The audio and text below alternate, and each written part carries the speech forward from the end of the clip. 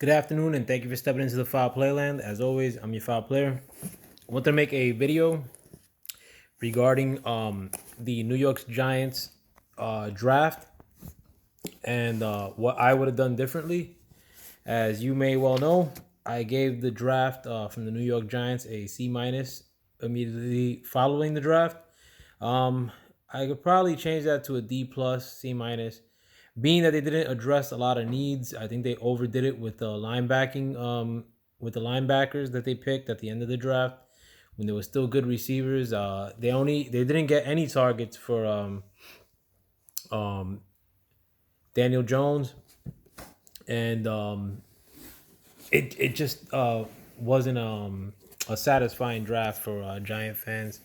Here in the New York area, in the aftermath, I think a lot of people were more frustrated than happy with the results of the draft. But let me get into what I would have done differently.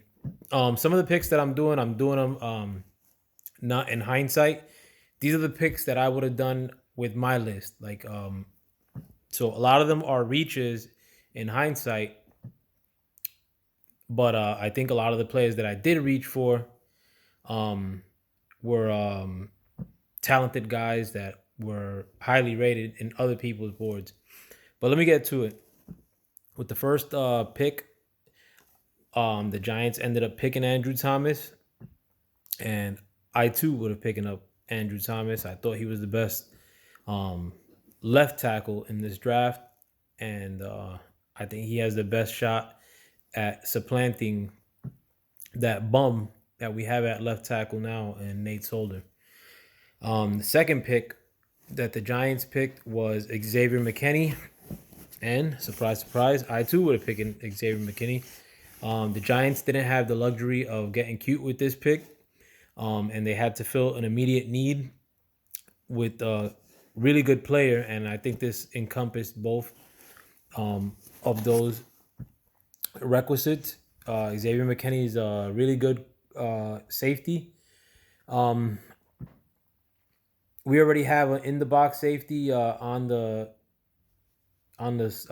staff already, and Xavier McKinney is that good roving, decent against the run, good tackler, but he's a pure free safety, and I think he was probably the second or first best free safety. Actually, he is the first best because of his size. So I would have taken him here. I agree with that pick. Here's where things get interesting. With the third overall pick, with that third round pick, the Giants ended up picking Matt Pert, the offensive lineman from UConn. I thought they reached dramatically. I thought there was better tackles, whether right tackle, left tackle.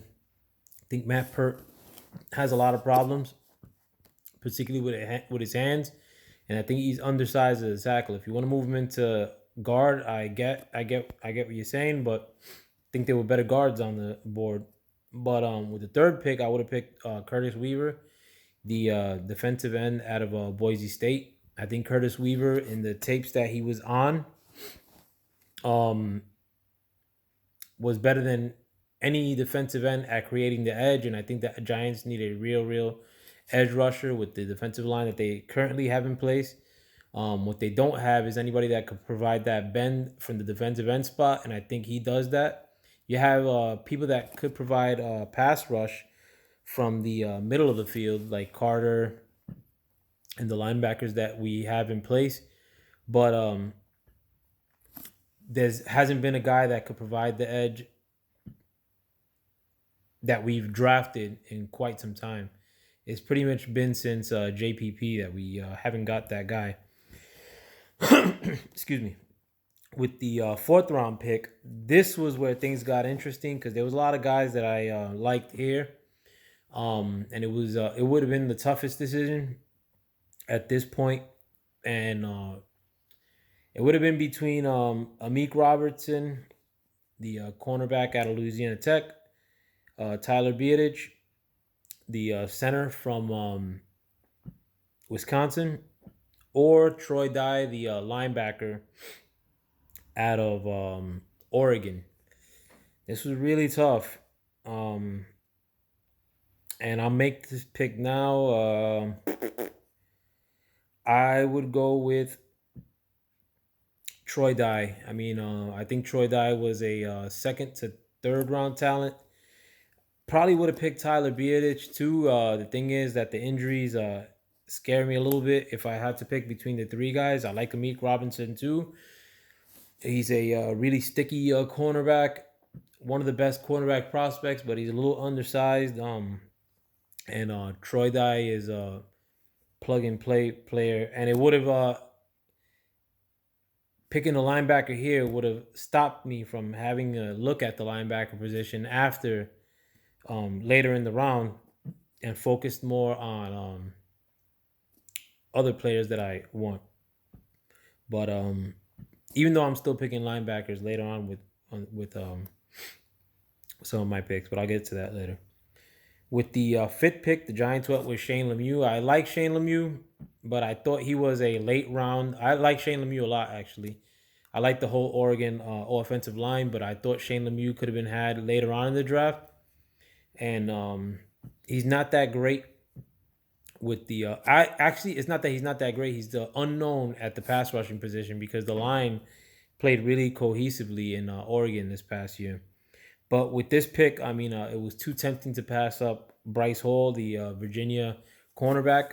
Bryce Hall has the size that I want, and I think he dropped this far because of his injury history.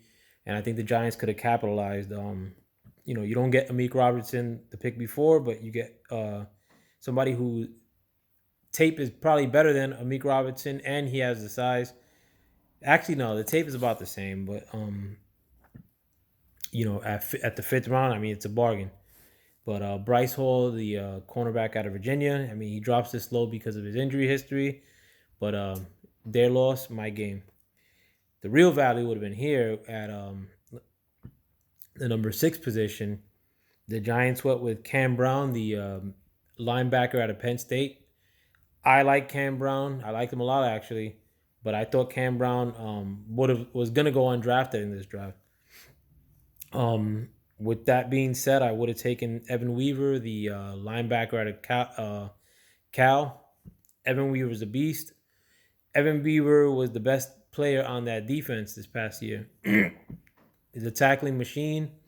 Potentially, you could move on from Blake Martinez with this pick. Reminded me a lot of Blake Martinez. Doesn't have the crazy cover skills, but he plays like his hair is on fire. He gets from side to side really well. Makes a lot of tackles, and he punishes dudes. I like Evan Weaver a lot. And at the 6th round, come on, can't beat that.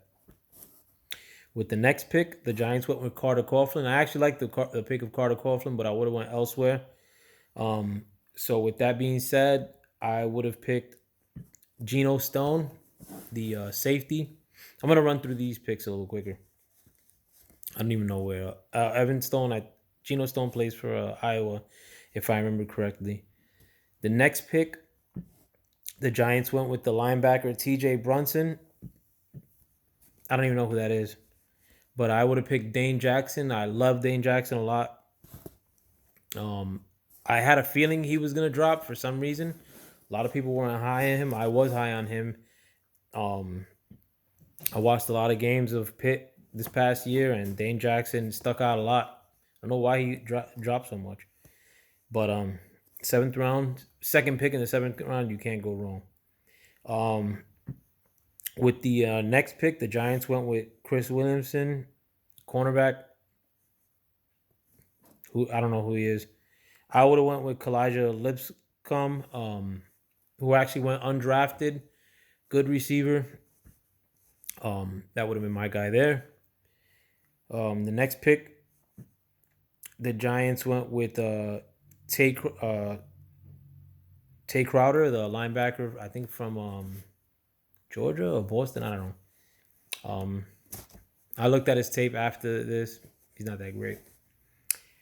So with that said, it would have been between Steven Montez, the quarterback from Colorado, or Aaron Fuller. And being that I neglected the wide receiver position, although I added a lot of players, I would take Aaron Fuller with this pick. So I could end it off with two wide receivers. Let me know what you guys think. I think this draft is pretty good. It covers a lot of needs that the Giants have, and it could help with cutting players that we currently have on the roster, particularly at the linebacker position in the future, or not having to re-sign like guys that we're not sure of, or guys that we signed um, for big money.